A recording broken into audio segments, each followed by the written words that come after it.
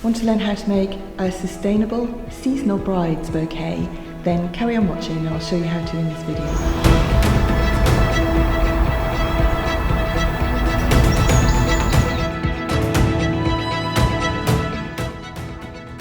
Bridal bouquets, the thing of fear and trepidation sometimes with florists, but I'm going to show you my 3 key thinking pieces for making meaningful bridal bouquets, because after all this is a pivotal moment in anybody's life if they choose to marry their partner. So I'm going to show you the ingredients that I'm using. I'm going to show you my mechanics for what I call a small wild, my wild garden style bridal bouquet, and then I'm going to share with you the third, almost most critical point is what the thinking is and connection with the rest of the wedding that means that bridal bouquet really pulls absolutely everything together. The ingredients for a bridal bouquet are based on the elements that you've already used for table centres and for your bridesmaids, but for me they have to stand alone as the bride does before her groom or partner. And so this bride and this wedding, she loves sweet peas. I grew them specifically for her. And while all the other ingredients have sweet peas, the bride is going to have these huge long tendrils which will dance down the aisle with her. And I think a bridal bouquet, it needs to dance and it needs to have scent and season so that when the couple smell those flowers again, it takes them right back to that moment, because scent is such a strong element for us.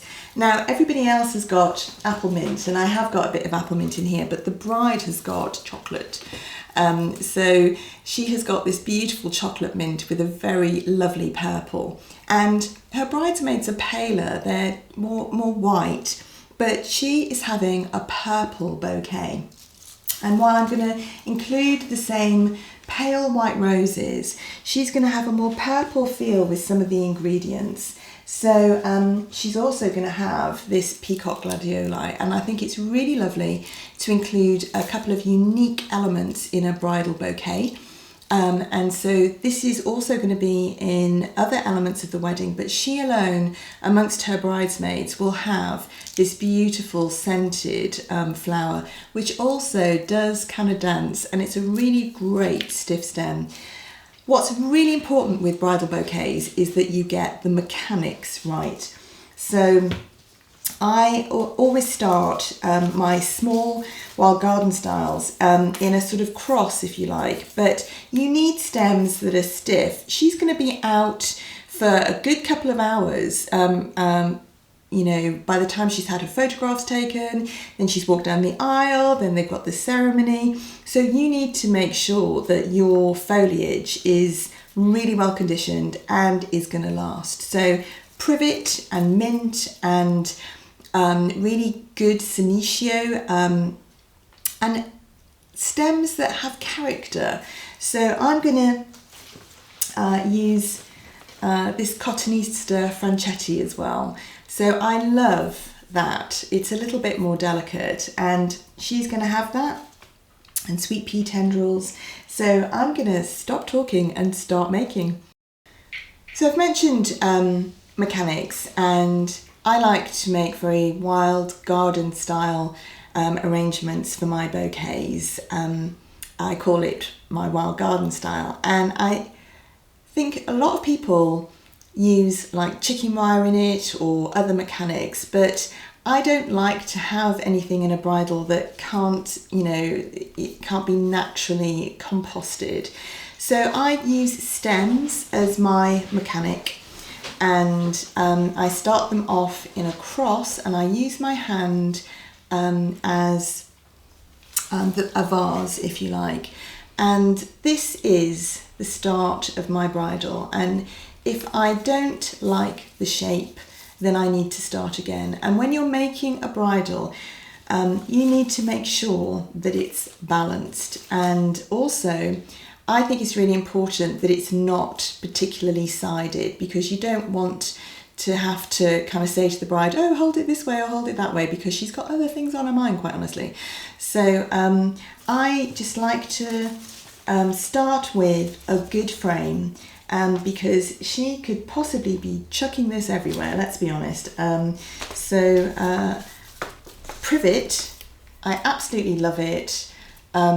Really, really solid ingredient, really lasts, and great for the base of a bridle.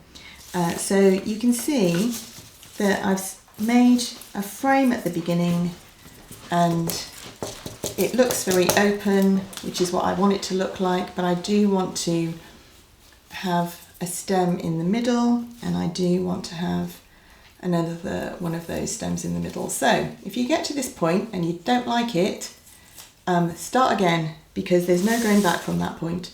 So it looks kind of flat, because it is, and now I start to build. So this is chocolate mint, and she's the only one getting this. It smells divine, and it's got a really beautiful stem, and it's got a very, very vivid purple flower.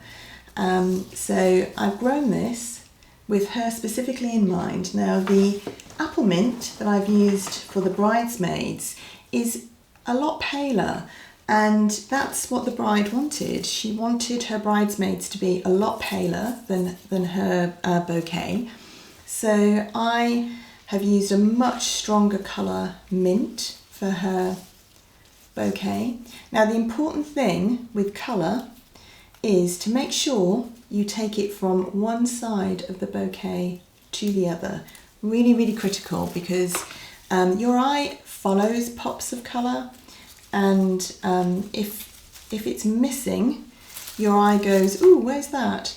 So I like that piece because it's got its own little bit of movement. And I think a really critical element to Wild Garden Style is to use the stem how it's grown. And I have the distinct advantage of knowing how it grows, because it's out there growing for me, I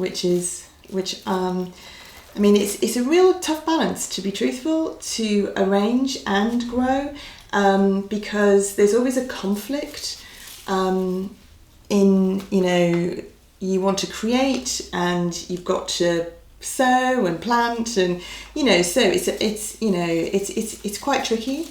But the advantage of having that is that you can pop outside and get any ingredient that you've grown for your bouquet. So I'm looking at that and making sure that it's coming down here as well. So I think that's a nice framework. I save some foliage for if I want to tuck it at the end. Now, I always arrange in layers, and a really important layer for this particular bride is her sweet peas. So I'm going to make sure that they are in a nice kind of line. And I've got a nice purple, but I do want to include some pale as well, because otherwise it's going to be too purple, and I think it's important to have a balance of colour. So that's a really lovely stem of sweet pea, and you can almost see where it's going.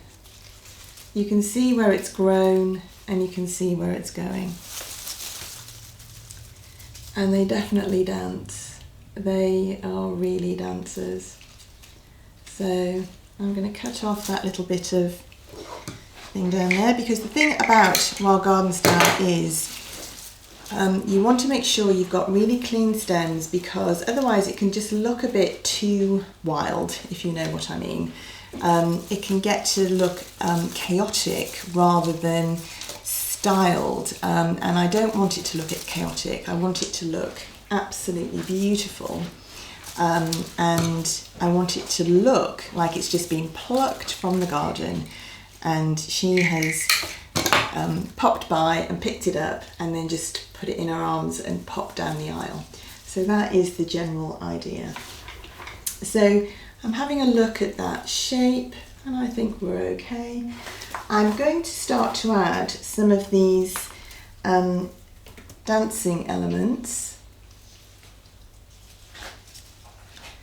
and then I might just cut a bit of weight off there because it can start to get a bit heavy and imbalanced, but I think it's really important to feel the weight yourself to make sure that it's going to be comfortable for the bride.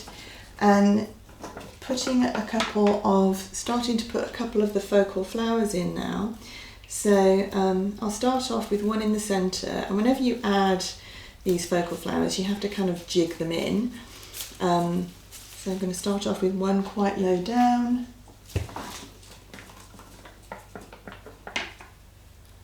and then I'm going to start off with one here. So you'll forgive me if I go silent because I'm just getting the feel of the bouquet. I want it to convey the emotion of the day and for her to feel happy with it, and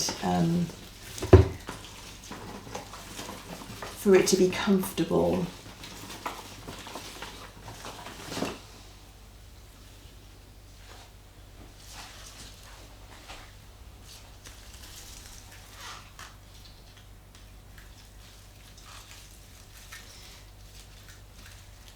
So this is why I do a bit of scaffolding initially, and I'm just going to take off some guard petals there, and these roses will open up a bit more.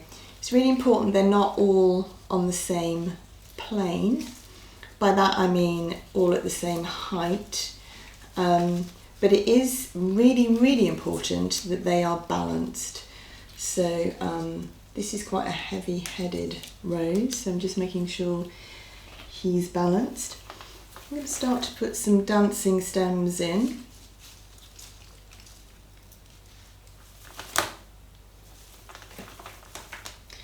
And keep going with the roses. And this is where it's really critical to switch off your critical thinking mind and do too much analysis on what's going where. You know what you're doing, you just do it.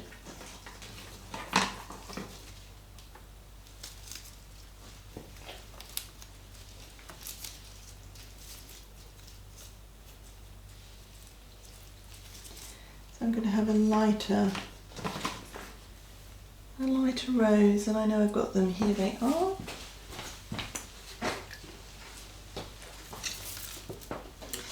So always for the bride, you want to make sure you've got enough, and a lot of people make the bridal bouquet first. I sometimes do, but I haven't today, and I think you've just got to follow your view on that. You know, sometimes it works to do it first, sometimes it doesn't. So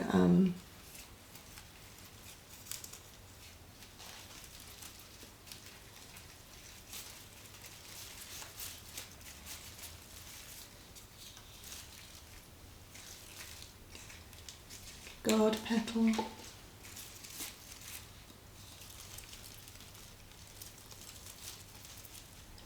And the bouquet will move in this technique, but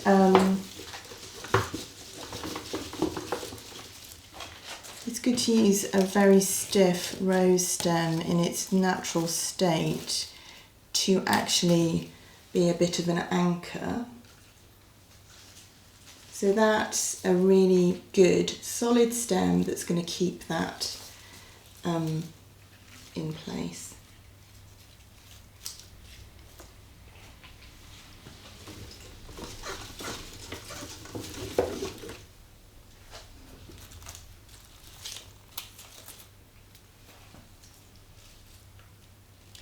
And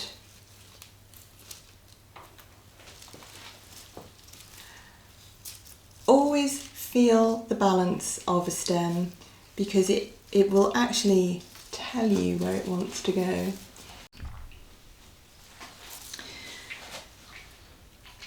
So a really key thing to do when you're making a bridal bouquet is to keep pausing to keep feeling the weight a bit, to make sure that you've included everything that you want to. So I'm going to include some of this peacock gladioli, and to give space to those ingredients.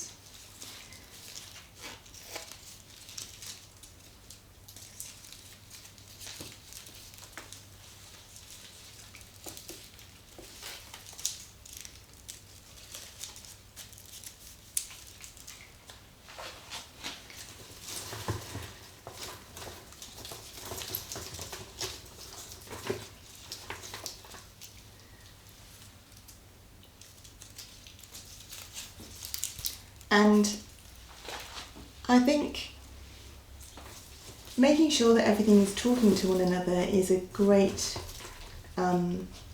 mechanism for knowing where to put things as well for a bridal. So I do want my peacocks to be nice to each other so you can see where they are. I also like to, it's a term in floristry called netting, you know, so to layer ingredients over and to keep things very open, but to still layer. And then I also think these dancing ingredients are probably the most important thing you'll add.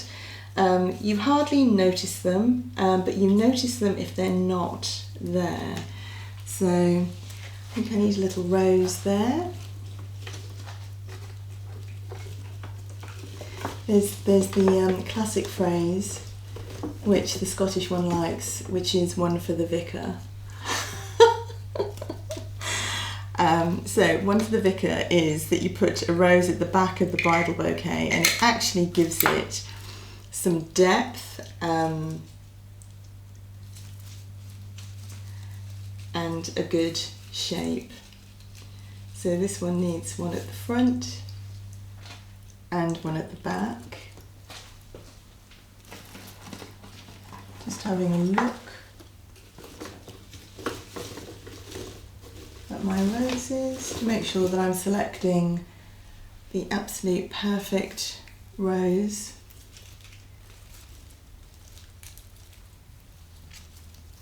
A good strong stem to keep the bouquet in shape. Some dancing stems that are literally growing outside in the garden right now. A key thing with a bridal, and it's an interesting thing, is knowing when to stop. So I'm going to add some more of these dancing stems and then have a look at it in the mirror, and that is a really important thing to do, to look at it in the mirror, because only then can you really see what it's going to look like. So I've had a little look in the mirror and actually put that rose in there, and I think I need to put a few more sort of focal flowers to give it some depth. So this is Margaret Beryl. She smells amazing, and I think having that scent is just such a lovely thing. I think it does calm you actually before you walk down the aisle. So just making sure I've got all the thorns off, because I don't want to damage my other stems. But I'm also sort of looking to thread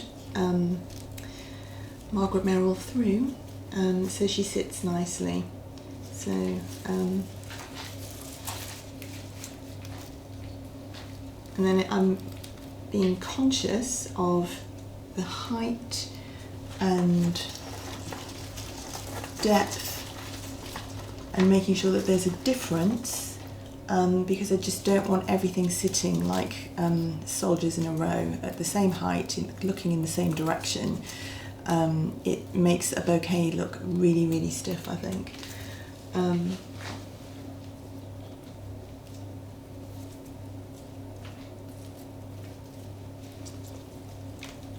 So these last bits are the thing to pause over, and you know when a stem is sitting nicely, when it sort of sits in your hand nicely. So I think I'm going to add another rose there.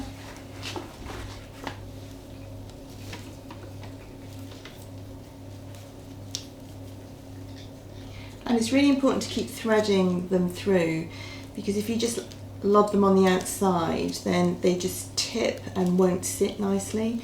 But when you're almost at the end, it's the toughest to actually thread. So things start to squeak a bit. Make sure all your guard petals are off, because they're the ones that they've taken the damage on the outside.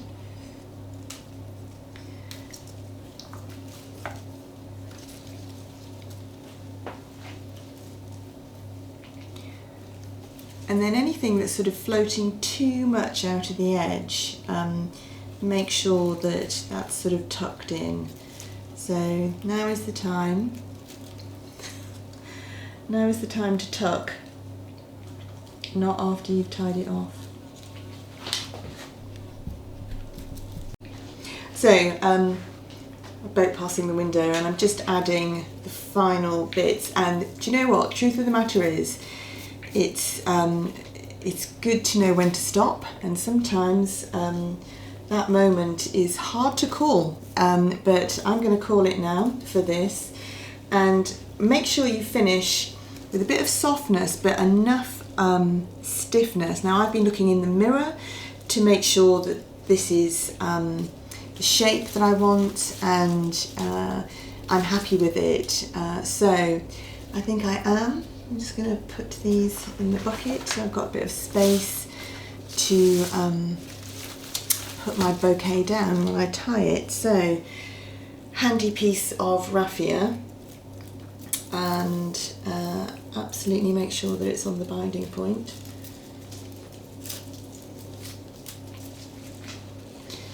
She falls silent to make sure that it is. So I always tie off, and it's, you know, I always make my bridles the day before. I know some florists make it on the morning, but I don't think that's a good plan because you never know what's going to happen, really. Ooh, pulled that too hard, so I'm going to get another piece of tape.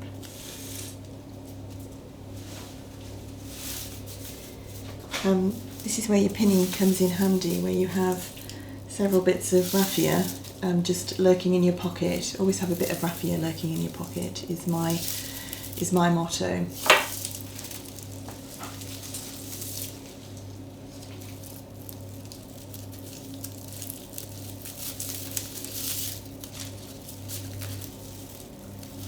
And firm, gentle but firm. Laying it down.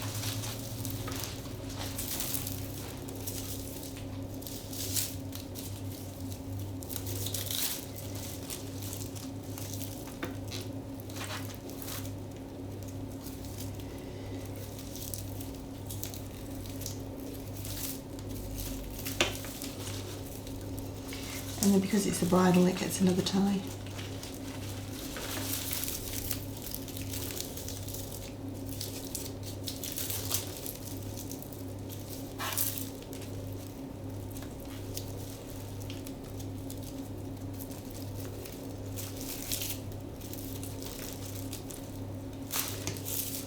So I'm going to cut, but always cut long because you can't add it back on.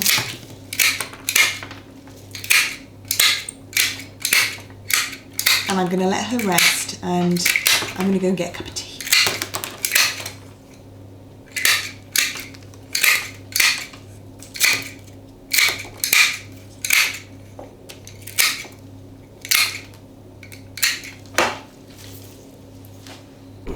So now just doing the finishing touches to the bridal bouquet, getting it all ribboned and making sure that it's absolutely perfect and balanced and just like a wild garden as she's walking down the aisle.